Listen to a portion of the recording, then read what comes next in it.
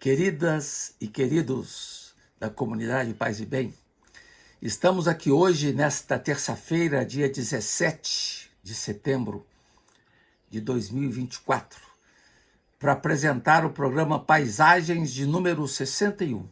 Escolhi como tema Thomas Merton e a presença feminina. No livro de Teilhard de Chardin, O Coração da Matéria, publicado em 1950, ele aborda um tema que considero fundamental, o feminino. Em sua narrativa, ao final do livro, dizia que desde sua infância até a descoberta fundamental da matéria, ele devia se defrontar face a face com o feminino. Dizia na ocasião que na história de sua vida interior faltaria algo de fundamental caso desconsiderasse o influxo feminino. Para Teilhard, é esse influxo que proporciona uma atmosfera essencial para o crescimento da pessoa.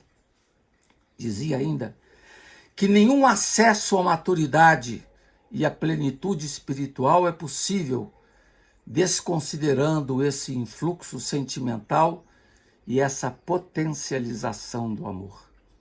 Esse passo de amorização para ele firmava-se como fundamental. Chegou mesmo Teilhard a propor a possibilidade de uma terceira via para a vida sacerdotal que pudesse acolher a experiência amorosa concreta dentro de uma compreensão mais ampla da castidade. Uma perspectiva que não encontrou acolhida no magistério da Igreja. Mas nesse programa de hoje, Paisagens, quero abordar a questão feminina em Thomas Merton, esse querido monge trapista que teve um papel e continua tendo um papel fundamental na mística ocidental.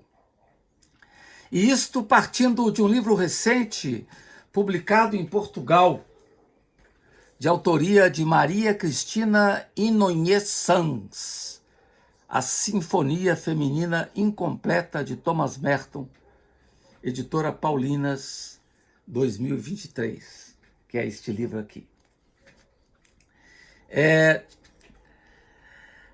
No penúltimo capítulo deste livro, a autora aborda o tema das mulheres na vida de Thomas Merton. Há que saber que o grande biógrafo de Thomas Merton, Michel Moe, no seu livro As Sete Montanhas de Thomas Merton, dizia que Merton foi alguém que amou muito e que também foi muito amado. Mas voltando ao livro da autora, ela lembra com razão que esse é um tema evitado quando se fala em Thomas Merton. São poucas as obras que abordam essa questão. Não há dúvida sobre a importância das mulheres na vida do monge trapista. Uma presença singular que já manifesta na vida familiar. Merton foi alguém muito amado. Todas as mulheres que passaram pela vida de Merton, deixaram uma marca em sua vida. Pode-se mesmo dizer que as mulheres ajudaram Merton a moldar sua personalidade. Muitas mulheres fizeram parte da sua vida, amigas, editoras, mulheres com quem correspondia, freiras, esposas de seus amigos. A autora cita, por exemplo, sua agente literária, Naomi Burton Stone, que se tornou sua amiga íntima e depois confidente. E foi a ela que Merton entregou o manuscrito de sua obra fundamental, A Montanha dos Sete Patamares, um livro que depois vai alcançar um grande sucesso. Em período de sua juventude, sobretudo quando estudante na Universidade de Colômbia, Merton teve uma experiência muito ativa e com muitas mulheres. Chegou mesmo a ter um filho, uma história que permanece ainda um pouco na sombra, nas reflexões sobre Merton.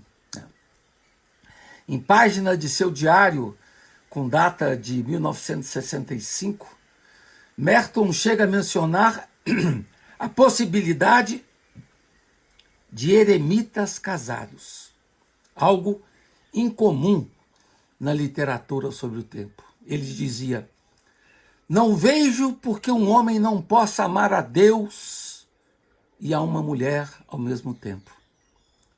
Outra amiga de Merton, ele teve muitas amigas, entre elas Dorothy Day, que manteve aceso no olhar de Merton a fundamental questão social, bem como a teóloga Rosemary Hutter, que lançava sempre seu olhar crítico a Merton.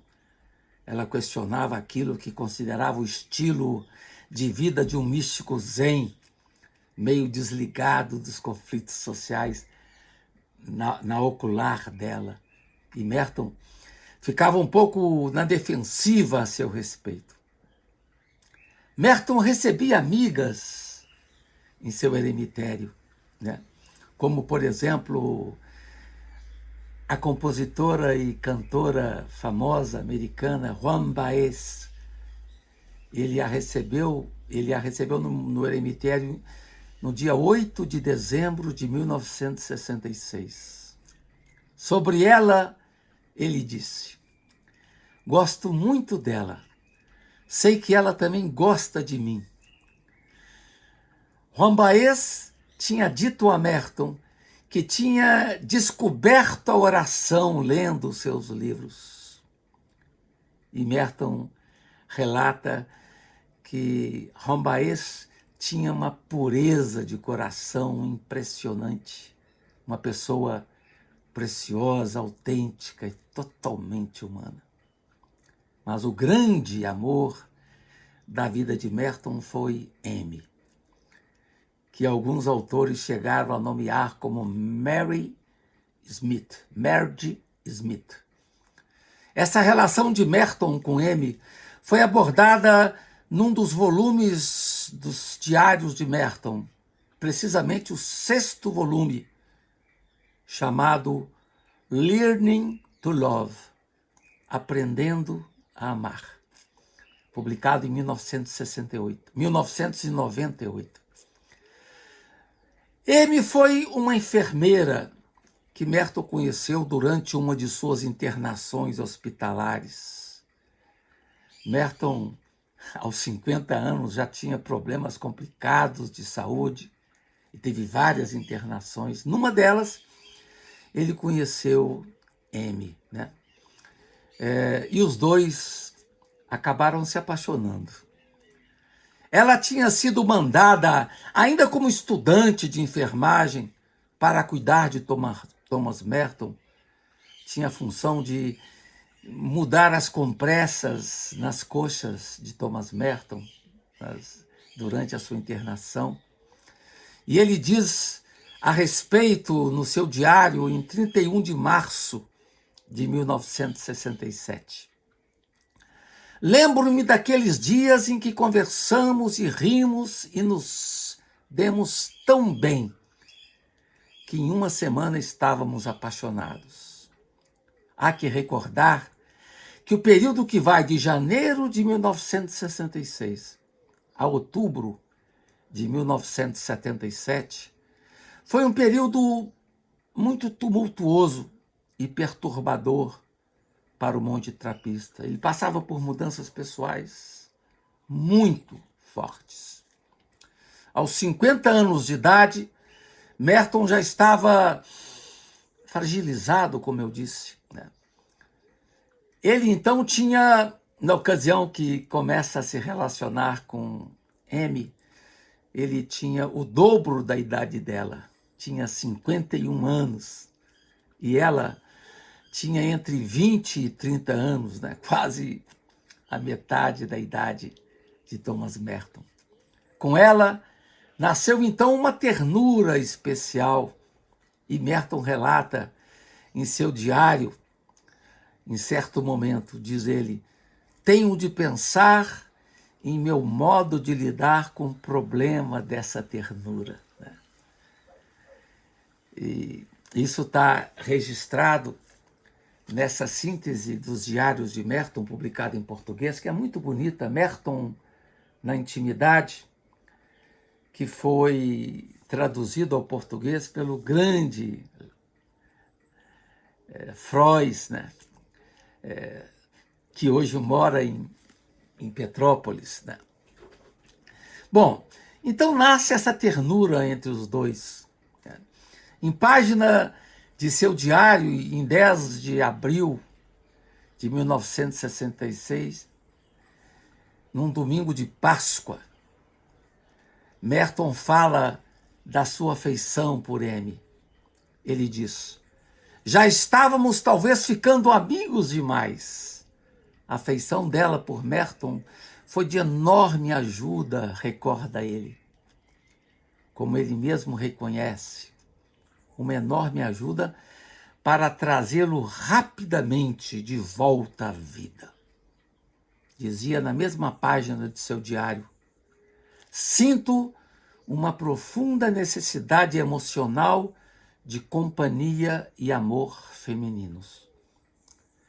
E essa presença feminina para ele não era algo que impedia a sua experiência contemplativa. Dizia que a verdadeira solidão abarca tudo, pois é a plenitude do amor que não rejeita nada nem ninguém. Já ocorria na ocasião, 1966, um grande desconforto de Merton na Trapa. A vida ali, para ele, significava artificialismo da comunidade. Ele confidenciava a seu noviço, Ernesto Cardenal, que a Trapa parecia mais uma comunidade militar. Ele não se ajeitava bem ali naquela comunidade. Já ocorria, na ocasião, esse desconforto de Thomas Merton com a sua comunidade. E nesse período ele vai descobrir o amor, né? E uma experiência que vai o atormentar. Aqui eu quero ler uma passagem desse livro, onde ele fala sobre isso. Vejo agora, cada vez mais, que só há uma resposta realista: o amor. Tenho de me atrever a amar, de aguentar a ansiedade de autoquestionamento que o amor desperta em mim, até que o perfeito amor afaste o medo. E então ele remete à sua relação com ele. Seu amor desperta em mim uma irresistível gratidão e o impulso de atirar todo o meu ser em seus braços. E ao mesmo tempo também tenho pânico, dúvida, medo de estar sendo enganado e de ferir, quando passo metade da noite em claro, atormentado pela ideia do homem com quem provavelmente ela está dormindo. Então ele está sendo tocado por essa experiência. Como lembra Maria Cristina no livro que eu mencionei, o amor de Merton por M não foi um amor procurado, foi um amor encontrado. Não foi uma desgraça, foi uma sorte. Não foi o destino, foi a graça. Esse amor, porém, não durou senão 5 meses. Durante esses 5 meses, Merton sofreu uma de suas mais severas crises de identidade que teve que enfrentar durante a vida. Ele dizia: gostaria de saber que demônio sou. Sentia uma profunda dissonância entre o seu ideal de monge e o seu verdadeiro ser pleno de sentimentos contraditórios. A Amy Merton dedicou alguns poemas que estão no livro 18 poemas. Dentre eles, 6 cartas noturnas, O mundo que flui pelo meu sangue, Aeroporto de Louisville, Canção de Maio, Entardecer, Conversa Telefônica. Que eu quero ler para vocês algumas das traduções desses poemas que estão neste livro. Primeiro, agora podemos amar-nos livres do mundo e nada nos pode deter, estamos libertos da sua prisão. Outro poema. Esta é a manhã em que Deus te cria da minha costela, para seres minha companheira, adoração e glória. A luz brilha nos nossos 2 corpos, quando caminhamos atentos pelo paraíso, imaginando um mês de maio, um amor. Outra.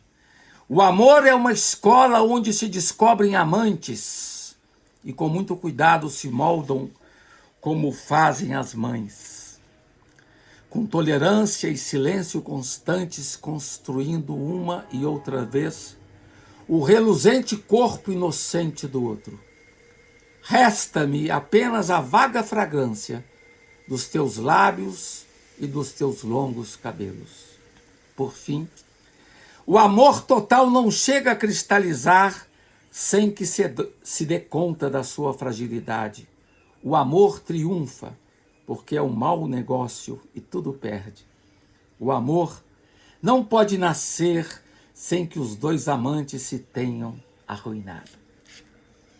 Então, uma amostra dos poemas que Merton redigiu neste precioso livro.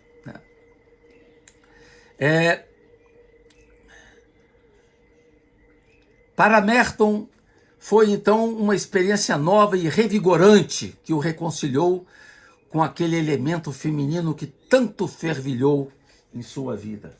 Aqui também outra passagem que eu queria ler para vocês. Jamais seremos verdadeiramente reais, autênticos, até termos caído no amor, por outro ser humano ou por Deus. O amor transforma toda a nossa vida. O amor autêntico é uma revolução pessoal.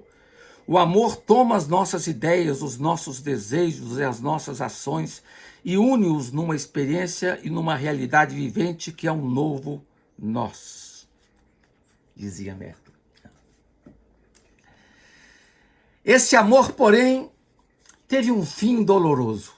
Merton fala: tudo foi interrompido, bombardeado, arrasado. Naquele período também de dor, Merton sublinha em seu diário, no dia 30 de junho de 1966. Aqui estou eu, essa colcha de retalhos, esse monte de perguntas e dúvidas e obsessões, esta gravitação em torno do silêncio, das matas e do amor. Em 10 de setembro de 1966, fala em seu diário do incrível jogo de dados do amor e diz que mantém acesa uma afeição amorosa por Amy, imbuída de felicidade, de amizade profunda e não obsessiva. Dizia: amo-a, mas não a desejo mais. Já estava começando a crise. Em 21 de setembro de 1966, assinala Merton em seu diário. Fala de um sonho. Diz ele, cito: sei que Amy está nadando sozinha num dos nossos lagos. Estou por perto, se bem que me tenha refreado de juntar-me a ela por medo das consequências. Quando vou em sua direção, pela margem, Dou com um dos monges sentados em meu caminho, não tenho como alcançá-la, e com isso acordo com grande aflição. No final de dezembro de 1966, Merton já lutava com a ideia de que tinha que terminar tudo. As pressões no mosteiro, na Trapa, já eram também tremendas contra a relação, o controle sobre Merton, o controle sobre os telefonemas que ele recebia. O abade, trapista na ocasião, era James Fox, que reagiu de forma firme contra o enlace dos dois. Esteve no cargo até 1968, quando veio substituído por um abade mais compreensivo, Dom Flavian, que tinha estudado na Universidade Gregoriana de Roma e que se tornou um grande admirador e amigo de Merton, e foi quem favoreceu a Merton a sua viagem à Ásia.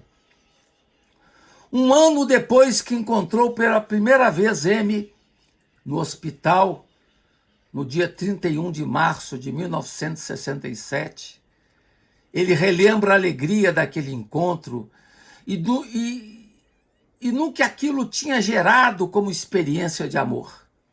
Em dezembro de 1967, ele relata em seu diário ter recebido um cartão de M. Relembra como os dois tinham vivido uma constante comunicação no ano anterior, de 1966. Agora, porém, vivia Merton um outro momento. Dizia que o casamento para ele teria sido algo terrível. Quando escreveu isso, em 23 de dezembro de 67, estava para completar 53 anos, dentro de um mês. Mas, ao mesmo tempo, sublinha no mesmo dia que ficou pensando depois se teria de fato perdido o melhor da vida. E logo complementa que talvez fosse uma ideia horrorosa.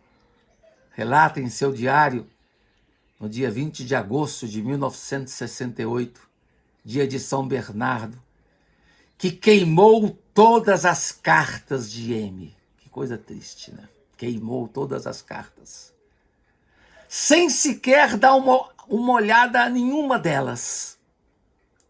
Estava completando 3 anos de eremita no seu eremitério. Merton estava naquela ocasião com viagem prevista para a Ásia. Curiosamente, ele tinha terminado o amor. Logo depois ele ganha autorização para ir para a Ásia. E nessa viagem da Ásia, ele falece, ele morre. Então a gente não sabe como se deu no coração de Merton essa dinâmica relacional que foi tão bonita e tão significativa em sua vida. Pois é, amigas e amigos queridos da comunidade Paz e Bem, essa é uma reflexão que nos faz pensar, que nos faz meditar sobre possibilidades do futuro da vida sacerdotal e monacal no século XXI. Nos vemos, então, no próximo Paisagens. Um grande abraço a todas e todas, paz e bem. E um abraço muito especial ao Felipe Albani, que está nos bastidores dessa produção. Um grande abraço.